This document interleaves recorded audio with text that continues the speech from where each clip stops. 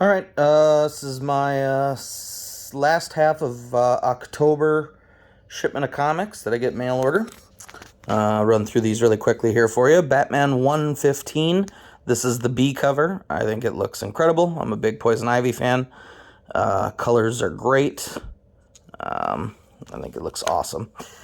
Miniseries from DC, Deep Target, Aquaman, Green Lantern miniseries. I'm a big Green Lantern fan, so I'm definitely going to check this one out. 7 issues. Checkmate, this is 5 of 6. I originally got into this one as well because of Green Arrow. Yep, next issue will be the end of that. Task Force Z #1. Very in the Halloween vibe of things. Very cool cover. Legends of the Dark Knight 6. Assorted Stories. And we have Batman, the Long Halloween Special. Love the original Batman Long Halloween story. This is obviously quite a bit shorter. That one was over the course of 12, 13 issues, I believe. And this is just one thicker issue. But I like the team of Jeff Loeb and Tim Sale. I especially like Tim Sale's art doing Batman characters, Mad Hatter and stuff like that. He's got definitely an interesting take. Batman v Big B, A Wolf in Gotham. This is #2 of the Fables Batman crossover. That's a Black Label book from DC. Tech 1044. This is still part of Fear State from DC.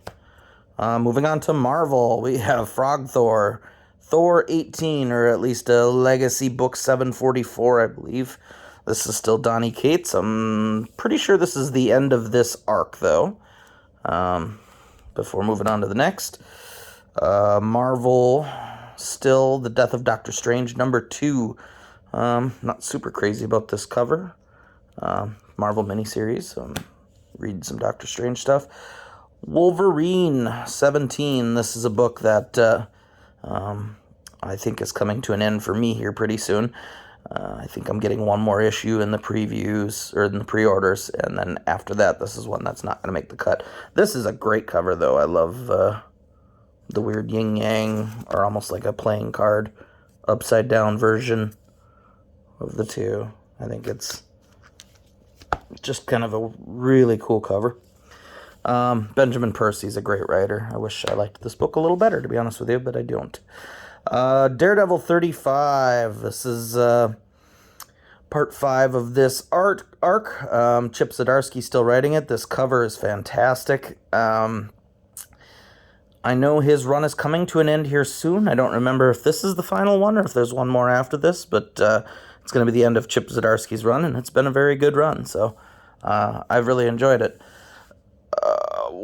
Darth Vader 17. This is definitely the end of this Darth Vader arc. It's still part of the War of the Bounty Hunters crossover series, which is coming to an end as well. I believe there's 2 more issues after this week from a couple other, I believe it's the regular Star Wars and then just Bounty Hunters. Issue number 17 will be the final 2 of War of the Bounty Hunters. And this IG-88 one-shot is also part of War of the Bounty Hunters. That's it for Marvel, so we're on to Image. I only have the one Image book this week, Vinyl #5. This cover is crazy and disturbing and trippy in all the right ways, and I dig it. Very cool. Moving on to Dynamite Comics, Clash of Kings 15. Adaptation of the novels. I've been reading these. These are been pretty good. I'm a nerd that way. About the only things I get from Dynamite Comics seem to be the Game of Thrones books and the James Bond books. Behemoth Comics, Popstar Assassin #1. I think this is the C cover, actually. I dig it. Kind of an exploitation film look to it. Looks like a movie poster, complete with fake creases and everything in it. Looks wonderful. Wolvenheart 8. This has been a very slow published book, so it's always hard to remember what happened in the last one. It always seems to be quite a few months in between. But very cool cover, like the wolf in the sky. This is from Mad Cave Studios. Unborn, number 2 from Source Point Press. Very cool cover.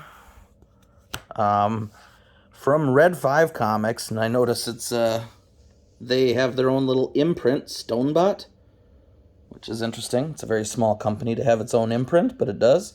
Merlin and Hector, 1 of 3. Sounded interesting in the solicitations. From AWA Upshot, we have Not All Robots number 3. I have not started reading this at all, but I'm hearing wonderful things about it from multiple people that I trust, so I'm kind of excited to dig in. Sleeping Beauties number 7. This is of 10 total. This has been one of the slowest published books. This is from IDW. And I had to go back in my book and look it up. I pre-ordered this in December of 2020. So 10 months ago. And now it finally arrived. And there's still supposed to be 3 more in the series. It's coming out very slowly. The only reason I'm even supporting it is I'm a big Stephen King fan, and he is co-writing it with his son. No, not that son, the less talented son, Owen. And so that's why I'm getting it. From Aftershock Comics, Beyond the Breach number 4, Ed Brisson and Damian Cucchiaro, one of my favorite creative teams together. They wrote a book called Cluster a long time ago that really got me into Ed Brisson. I love when they work together. Boom Studios.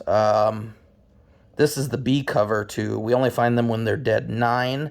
They call it the Dead Cod cover, and I thought it was cool. I really like the A covers to all of We Only Find Them When They're Dead, but this one finally was one that got me to try the B cover just because I thought it looked incredible. Also from Boom, Once and Future 21, Kieran Gillen book. All of these covers are always fantastic. Firefly 33. This is a new arc. And I think it's a Bengal cover. So I've been reading that all along. Greg Pak writes it. It's been really good.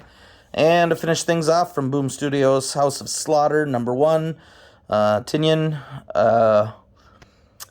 It's set in the universe of Something is Killing the Children, which is something, to be honest, I'm not reading. But I kind of regret it because it's blowing up, and I thought I would at least buy issue number 1 of House of Slaughter just to have that in case this one blows up too. So, all right, and that is all of them. We'll talk to you next time.